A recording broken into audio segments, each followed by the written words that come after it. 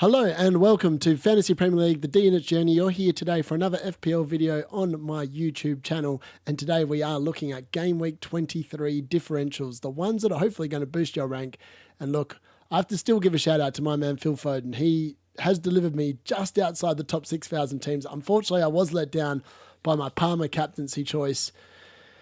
And Nicholas Jackson, yet again, I'm starting to lose a little bit of patience with that, man. I got up and watched the game this morning, and I wasn't impressed with what I saw. I'm not going to lie. And it looked like Cole Palmer was probably playing a little bit injured as well. They should have just rested him because I had Phil Foden as vice-captain, so I'm a little bit salty about that. Otherwise, though, it has been a really good week. So in from 17,000 into just outside the top 6,000. So that's really good. So without further ado, make sure you please smash a like on the video, subscribe if you are new as well, and let's jump into what I'm thinking for differentials this week. So there's a lot to get through here. The fixture runs of Crystal Palace, I still don't have any Crystal Palace players in my team, and I'm unlikely to bring any in this week, but I really should be considering it. They are really good players. Potentially I should have bought in Munoz or someone of that ilk instead of Milenkovic last week. I just didn't expect the Forest to keep a clean sheet against Southampton.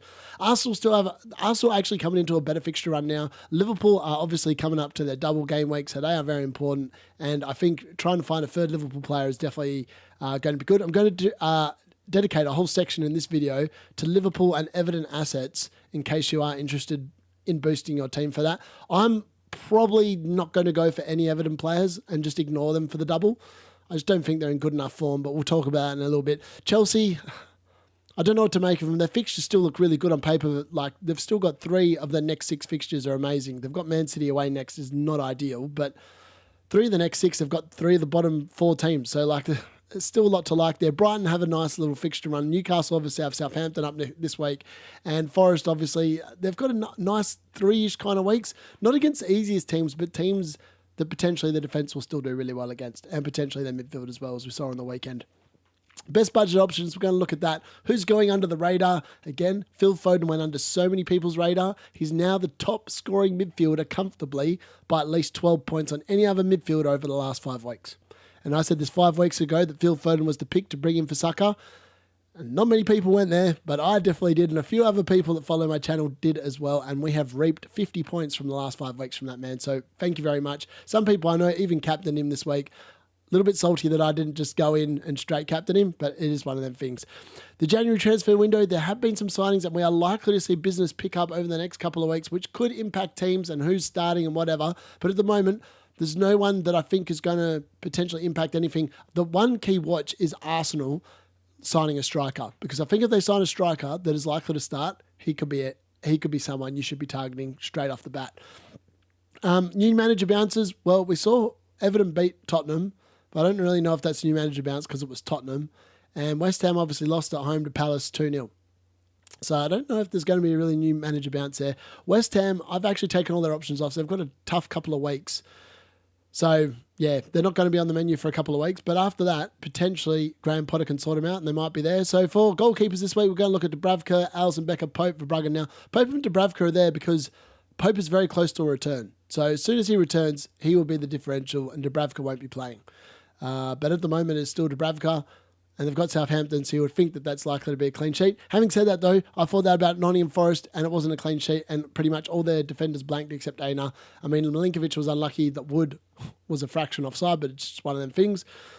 So defenders, Milenkovic, Murillo, Williams, they're all still really good options, still low owned. Munoz, Gahey, Mitchell, and also Lacroix, I don't know how you say his name, all Palace defenders, still really good differentials. Chalobah started for Chelsea, which was interesting, and got an assist. He would have actually scored in this game, which would have been, I think, his 3rd or 4th goal of the season, if it wasn't for Madueke doing a me on the line and stealing the goal. Timber's now still becoming a really good differential, low owned, and his price has dropped back down to 5.6. He is likely to make way in my team this week in order to bring in Trent, but that's just someone else. Kerkez continues to deliver points, got another goal here. He's now 2 goals and 3 assists for the season at Bournemouth. He's having a fantastic season down there. And Castagne's obviously still in here as a really cheap option for Fulham as well. In terms of midfielders, it is led by Mr. Phil Foden. Yes, the next 4 fixtures are a lot more difficult than the 5 that he's just had, but this man is a man that I watched personally over the last couple of game weeks, and he is a man in form. and Man City are scoring goals. And if Man City are scoring goals, Phil Foden's still going to be involved. And Chelsea, I watched Chelsea overnight, and they are not a team that inspires any confidence at all in terms of their defensive capability. So for me, he's definitely still a really good differential this week. Son, Eze, Kulusevski, Gibbs-White, Elanga, Kluivert, Jota, if he gets fit, Murphy, Maddison, Szoboszlai, Semenyo and Mitoma are the people we're going to be looking at in the midfielders this week. And forwards, there is a bunch of forwards here that have come back in because they've really dropped in price. So Mateta's still there, Ndai, Gapco, Welbeck, Wissa, Cunha and DCL, all about 10% and below now. So yeah, look, without further ado, let's jump into the players and what we're looking at, and get straight into the team. So look, the best goalkeeper we can start with is Alisson Becker. So 7.3 million. I'm going to talk to him a bit more about the Liverpool thing, but he is definitely the top-rated goalkeeper that's under 10% ownership. And with the fixtures coming up, Ipswich at home before the double against Bournemouth and Everton, and then Wolves at home, the next 3 weeks for Liverpool defence in general just look amazing. And I think that you can't go too far wrong there. 28 in Southampton as well. I mean, the Man City and Newcastle games are problematic in 26 and 27. I don't think they're going to be keeping clean sheets there, but it's a really nice run for Liverpool for the next 6 or 7 weeks. So, look, Alisson Becker is definitely the pick of the goalkeepers here. 100% love him. He's definitely the pick. In terms of the other goalkeepers, if we have a look at what I think, Verbruggen's actually another good shout. Now, he's actually started to keep a couple of clean sheets ever since I got rid of him, ironically. So I got rid of him ahead of the Brentford game, I'm going to say, because I was kept in for the West Ham game. I was like, oh, mate, they can't even keep a clean sheet against West Ham, so he's done. So he's got 9 points. So he's had 2 clean sheets in the last 5 weeks. The numbers here as well have started to go down in terms of Brighton's expected goals. And if they stop mucking around with it in the back line, they would be conceding even less goals. That was the most infuriating thing I watched in the Man United game. Obviously, Man United supporter here. But they kept on giving chances by just playing stupid balls. Now, they've got Everton at home this week, and I really strongly think that they potentially will keep a clean sheet. Forest away, Chelsea at home. Then they've got Southampton, Bournemouth, and Fulham.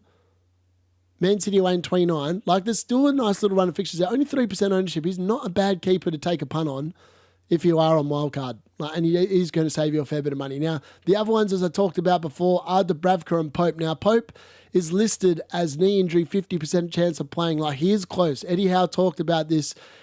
I don't think they wanted to risk him for the Bournemouth game. They may not risk him for the Southampton game, which will make Dubravka a much better pick. But Pope's still owned by 3.2%. And when he comes back in, Newcastle's run for the next 2 is pretty good. Then they've got a difficult 3, but after that, it then really opens back up for Newcastle, 28, 29, 30, 31. Long term, the fixtures are pretty good. So Nick Pope is definitely somewhere I'll be going. So look, I don't mind him at all. So yeah, that's the goalkeepers. Everyone else is well owned, so they don't qualify as a differential. In terms of the defenders, we do have to start. I obviously brought in Milenkovic. I always like to bring in my own differentials that I do a lot of research on. And look, this man would have scored if it wasn't for Chris Wood. Now, I know that the XG kind of lies here because he would have scored, or it would have been an own goal if it wasn't for the fact that Chris Wood had strayed about that far offside. So I still really like Milenkovic. He's got that really good goal threat. As I said, 0.14 expected goals per 90, which is the reason why I brought him in. Yes, the run of fixtures coming up is a little bit more difficult. Bournemouth away, Brighton at home, Fulham away, but Nottingham Forest defence is just so good. And they've in game week 29, which is the one that everyone's worried about, Ipswich at home, away in 29, just looks really good to own Nottingham Forest assets that week. And then if you look a little bit further along, they've got a really good finish to the season as well. 34, 35, 36, 37 all look like really good fixtures to be playing your Forest assets. So I don't mind him. 8.7% ownership now. He's going up. Another player that I own is Kerkez. This man just continues to get done. 8% ownership now. Lots of people just haven't jumped on board. I've owned him and played him for almost all these points holes. I didn't play him against Newcastle because I did not see 7 points and a goal coming there. But he is now up to 0.02 expected goals, 0.08 expected assists per 90, but he's now got 2 goals and 3 assists for the season. Looks really good. The next 2 fixtures are not fantastic, but after that, Southampton, Wolves, Brighton, Spurs, Brentford, Ipswich, West Ham, the Bournemouth run really opens back up. Kluivert we'll get to Kluivert in a minute in the midfield, but he's also on my radar in terms of bringing him in for game week 25. Not the next 2 weeks. I don't envisage Bournemouth scoring too many goals over the next 2 weeks. They might score 1 or 2, but I don't see lots of goals there. So, but I can see them conceding against both of those teams. Murillo, again, still a really good shout here. 81 points, at 1 point against Southampton. Again, 0.88 expected goals against Southampton. It's still like low numbers. So, like, again, if you wanted to save a couple of, 0.2 million, you could just buy Murillo instead of Milenkovic. Don't mind that at all. Gahey, again, backed up his 15 points with a big 8 point here. He got 2 bonus points. Again, Palace's expected goals here, 0.28, like very low. Leicester, they got very lucky that they didn't concede. I'm expecting them to concede the next 2 weeks, but then 25, 28 look like pretty good weeks to own them. And then obviously they've got Southampton away in 30. So look, the Palace run is really good, and it looks like Gahey is now going to be forming a partnership with Lacroix, who we're going to look at in a little bit. But he's also got pretty good underlying attacking data. Munoz, again, blanked in terms of attacking returns. Eventually he's going to return one, right? Like with these numbers, he's eventually going to return one. But he's now had 3 clean sheets in the last 5 weeks. So, I mean, it's pretty good. Palace's defensive record has definitely improved the last 5 weeks. 0.17 expected goals, 0.07 expected assists per 90. Like, I think he's got the second best attacking data outside of Trent Alexander-Arnold in terms of defenders at the moment. Like, it's insane. He's actually super good. Mitchell, again, he's still a really good shout as well. Continuing to get those clean sheets. Doesn't have the same threat as Munoz. So if you're going to pick between the two of them, you'd pick Munoz because they cost exactly the same price. But Mitchell's still a good option. Now, as I talked about before, Julian Timber is still in my team. 5.6 million he's dropped back down to from 5.8, which I think he got up to. 4.9% ownership now. Like, Arsenal's defense is still good. They're just finding a way of conceding 1 odd goal a game, which is highly frustrating. But the fixtures coming up are nice. Like Wolves away, you would expect them potentially to keep a clean sheet. Like Wolves don't look overly fantastic. Man City at home, not ideal. But then it's Leicester, West Ham, Forest, Man United. Like there's definitely some clean sheets in there. I just don't know how many. And like, I think he's for me, it's easy to move him to a Liverpool player this week and potentially Trent just to safeguard against all the people that are going to have Trent. Now 4.5, 0.5% ownership. This man is the example of differential. Now, he wasn't playing because, well, in fact, he has been playing 90 minutes all season long. I didn't actually realize he'd been playing. He's literally played 90 minutes every season, all season. He's actually had 1 goal, 1 assist, 0.09 expected goals, 0.02 expected assists. So 0.11 is not bad. 4.5, he's just gone under the radar. I didn't even know this bloke existed, but then I saw his points and I was like going, I didn't realize he was actually playing. So there you go. So sometimes you do get someone falling under the radar. 4.5, he's a lot cheaper as well than your Munoz and your Mitchells. So definitely something to keep in an eye there.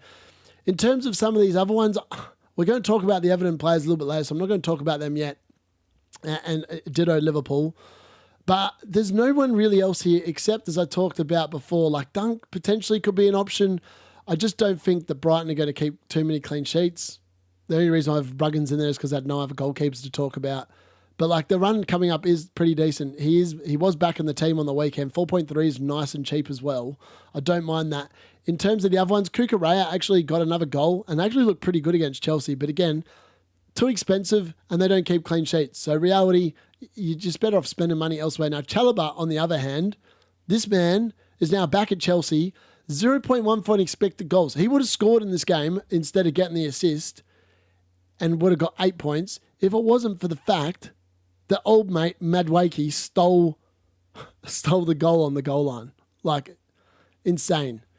So, yeah. But Chelsea continues to concede goals. But if you're after a Chelsea defender, he's going to be better. He's back in the starting lineup, literally came straight back in. I think he looks like a really good pick. Nico Williams, again, unfortunately, he's gone up to 4.4 now, so he's not quite as attractive as he was when he was on 4.3. And for that reason, I don't think I would be going there. But again, nice little differential, 2.1% ownership, still a really cheap way into that Nottingham Forest defence. Konza could be a good shout over the next few weeks. Aston Villa obviously have, I know he's not on the list, but they have a really nice run of 3 fixtures here. They could well keep 3 clean sheets in a row. Martinez is just over 10% ownership in terms of goalies as well, and he was going to factor, but he didn't quite cut it, whereas Konza definitely does, 6.6%. In terms of everyone else, there's no one else I really like the look of. Now, Man City have just bought a defender. Potentially that could be someone. I'm not sure what price they're going to come in as. The other one, obviously, is still Castagna. He's still 4.2 million. Again, he got another 90 minutes, 6 points here against Leicester. He's been really good. 3 clean sheets in the last 6 weeks. Actually, no, 2 clean sheets in the last 6 weeks, and obviously that attacking return against Chelsea. He's not a bad option if you wanted to save some money. Other than that, there's no one else I could recommend in terms of the defenders. In terms of the midfielders, this is really interesting. There are a lot of midfielders here to cover. So Justin Kluivert, his dad was Patrick, 5.1% ownership now. He has gone up in price already this week, 5.6. I wouldn't be buying him the next 2 weeks, but he has shown he's on penalties. He is returning. Bournemouth have tricky players that do win a lot of penalties. And if you now have a look across the season, 0.52 expected goals per 90, 0.09 expected assists per 90. He's now had 2 hat-tricks for the season. He's had 3 scores over 10, 2 of them over 20. He's a good option for that budget midfielder. And look, he's definitely someone that potentially I might move Ahmad to, because I am a little bit concerned about having a Man United double up in midfield. But I won't be doing it until that Southampton game in game week 25. So as soon as that Liverpool game goes ahead in 2024, it'll be all systems go, I think, on the Bournemouth assets. Like they have that nice, beautiful run there. Just something to really get excited about.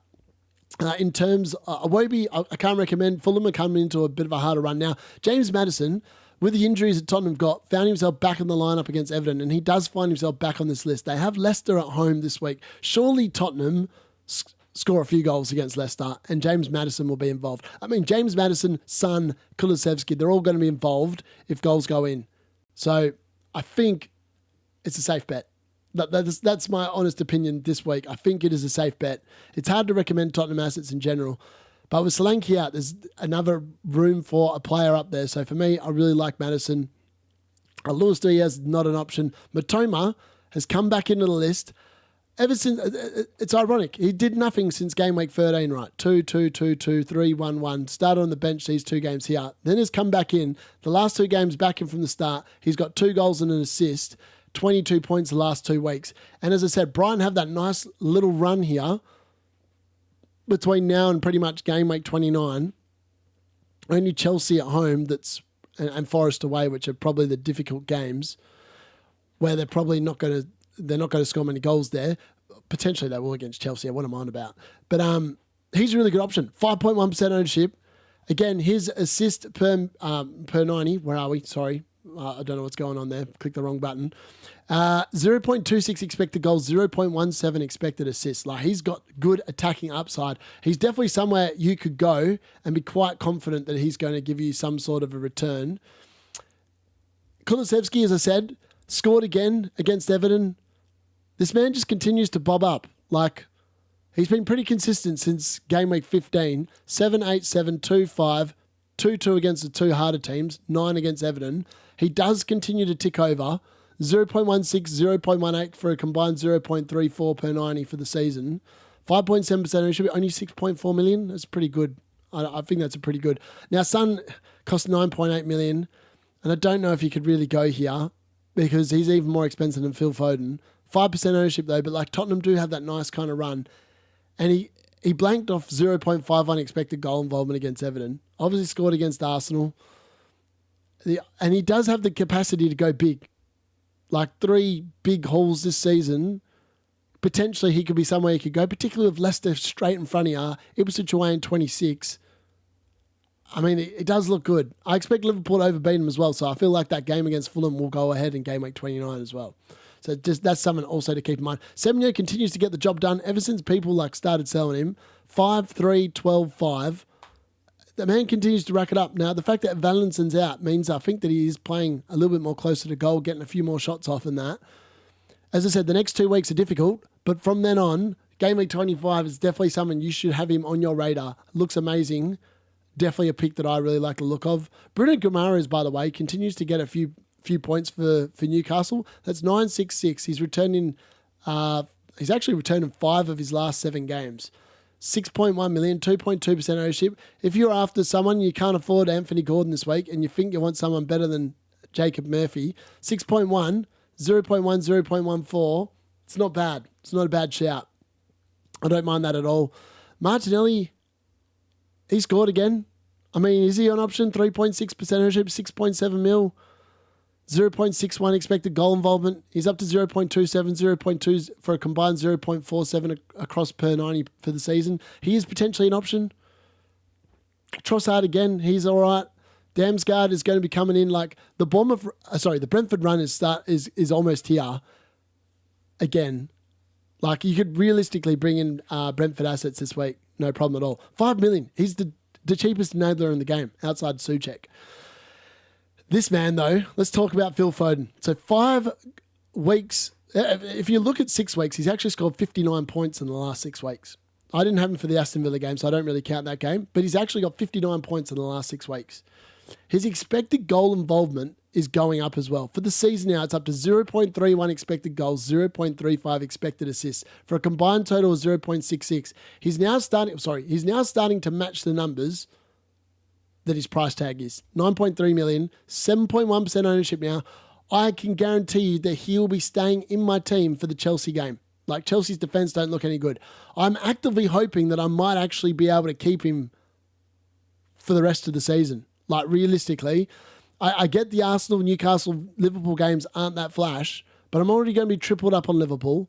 I'm going to be doubled up on Newcastle. I don't really rate Arsenal's attacking assets. I'm going to have Cole Palmer from Chelsea still. Like, I think he's a really good differential. Like, so many people don't own him, and he's in form. Like, I've watched him the last 3 games. He's a man that's in form. So for me, he's definitely going to be staying. And in terms of Sarr, again, compared to Eze, he's just not the option. Like, ever since Eze's come back into this team, Sarr's been a little bit out of it. Only played 67 minutes here as well after that hamstring awareness or tightness or whatever it was. Elanga, he was unlucky not to return here. 0.35 expected goal involvement, but this is what happens with these budget options. They're going to return, then they're going to blank. It's not always going to be that easy. Again, 73 minutes, not bad, but he just didn't really cut it this week. Gibbs-White, though, did. He obviously got another assist. So he's now returned quite frequently since game week 15. He's only had 2 blanks in that time. It's a pretty good run for a 6.4 million midfielder. Again, his numbers for the season, 0.19, 0.22 for a combined 0.41 expected goal involvement per 90. So again, a really good option. Not bad there. Now, Jacob Murphy, if you were after the cheap option this week against Southampton, he only played 65 minutes against Bournemouth and literally had no impact on the game. Like, that Newcastle were just not at the races. I don't know if that means there's going to be changes this week on the weekend against Southampton, because obviously they're going to be resting for the Tottenham game potentially. Oh no, sorry, the Arsenal game. But I think that's the week after. No, it's not. It's the week after. Yeah, so it'll be straight after the Southampton game. So you might see some rotation there, which is the only concern I've got about Newcastle players this week against Southampton. Like, Southampton should be a pushover, you would think. In terms of the next page, Doku and Kevin De Bruyne were really good this week. By the way, but Eze is definitely the pick from Palace. That's 6, 6, 5, 10 in the last 4 weeks. Ever since I said he was a better pick than Sarr, and the numbers back it up, 0.47, 0.55, 0.21, 0.49. The run is coming up really good. 0.27 expected goals, 0.16 expected assists per 90. Looking really good. That run of fixtures as well for Palace looks amazing. Like, if there's a midfielder pick you want, it is Eze from Crystal Palace. Like, he's really good. Kovacic obviously scored again, but I wouldn't be recommending him. That was just one of them ones where he just kind of hits it and it went in. Kevin De Bruyne looked really good in this game, returning with 12 points, and he got 3 assists. 3 assists of the 6 goals before he got removed on 62 minutes. He had a great game. 4.4% ownership. I still wouldn't be going there. I'm not sure about his fitness long term. Hudson-Odoi did well, but I'm not going to be recommending him. I just think there's far better options at that price point.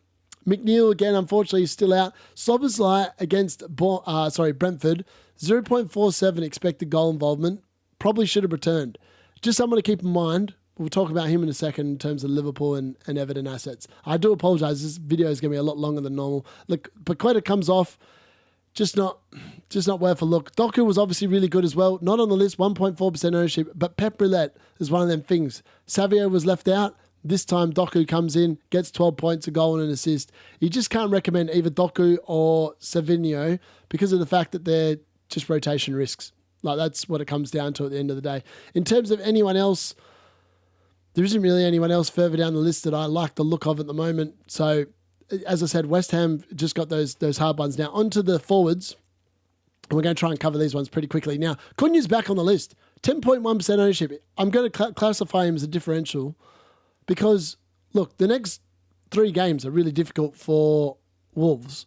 But his numbers again, 0.5 expected goal involvement against Chelsea, 0.37 against Newcastle in 45 minutes.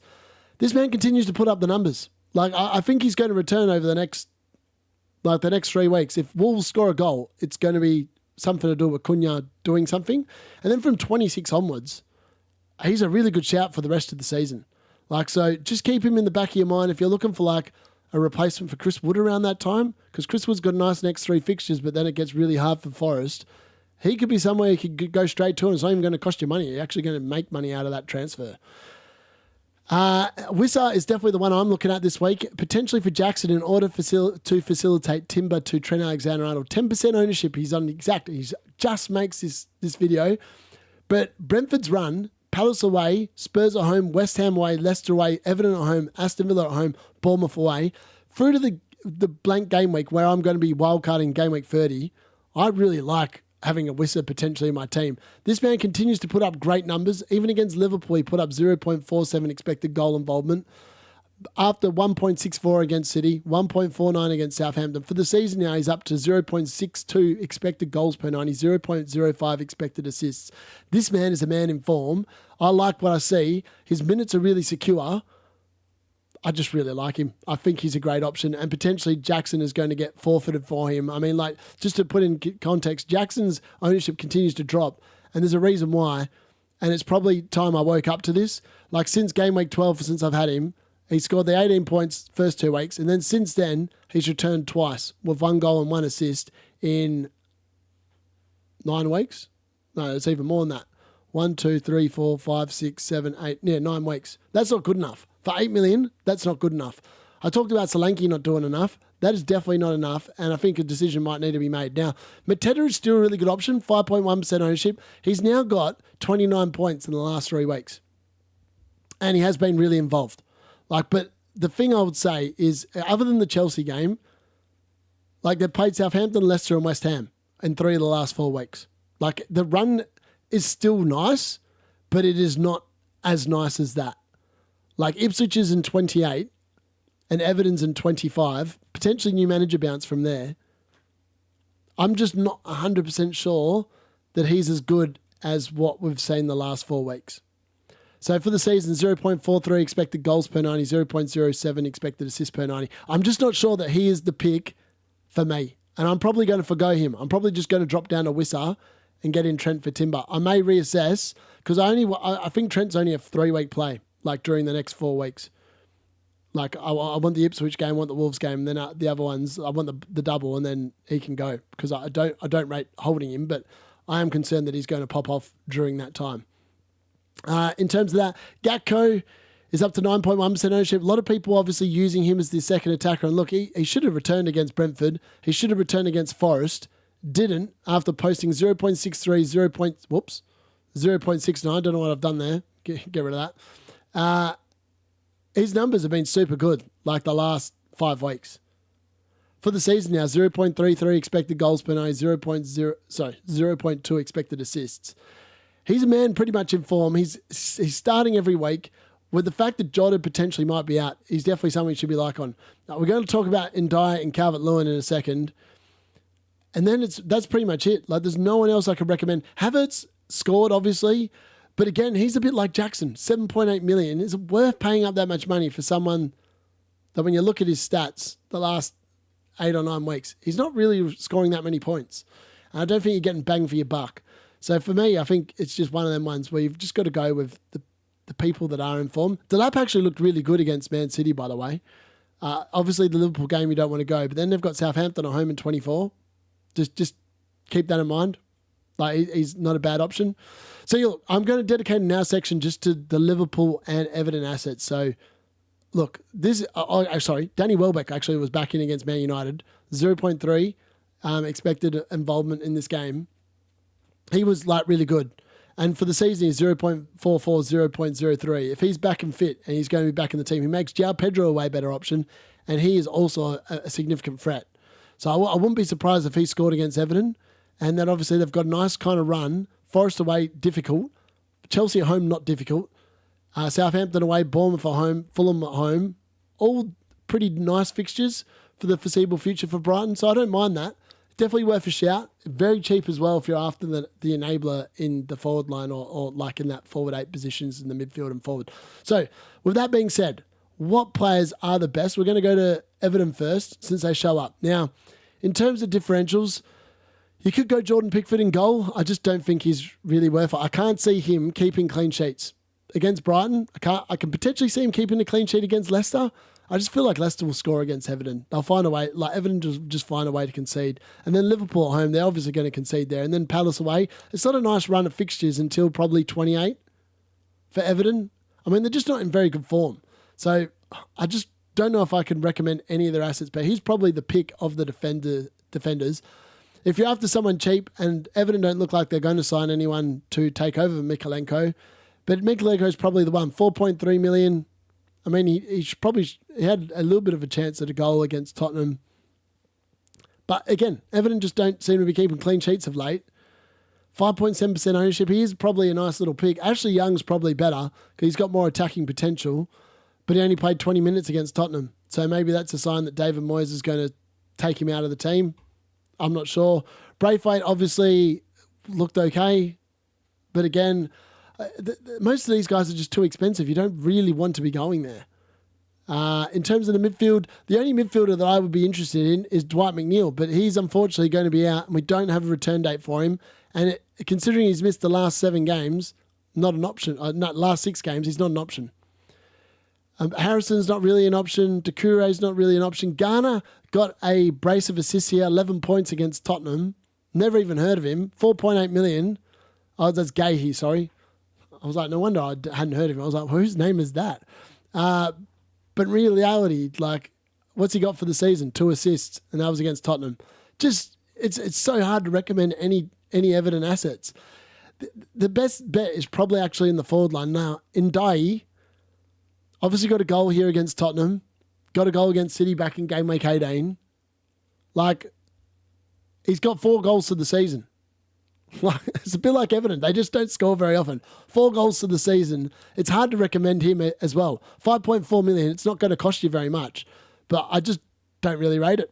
Don't really rate it at all. In terms of Calvert-Lewin, again, 1.5% ownership, 5.4 million. Not going to cost you much. And he did score against Tottenham, but that's all he did. He got a goal. He got a yellow card. 5 points. No bonus points. And then you had to go back to Wolves in game week 14 for an assist. And then you have to go all the way back to game week 3 and 4 where he scored in back-to-back games. So he's got 3 goals and 2 assists for the season. Like, his expected goals per 90 is nothing to sneeze at, 0.35. He just doesn't score. He's like Nicholas Jackson the last 7 weeks. Does not score goals. So again, I just don't think it's worth bringing in any Everton players. Like, are they actually going to get you that many points over a double? I don't think so. Even with the Leicester game at home, I'm not overly tempted by them. Now, in terms of Liverpool, though, as I said, I think Becker, I'm rolling with Becker, so you know that for a fact. He's definitely the player I'm going to be going with. 7.3% ownership. I think that the next few fixtures as well, Ipswich, Wolves, like, I should be getting at least 6 points from Becker the next 3 game weeks. And then I'm holding him through to the wild card in game week 30. And then I'll reassess what I do from there. He may well stay because they've got a nice kind of run there from 30 to 33 as well. It might just be worth keeping him for the rest of the season. I'm not sure.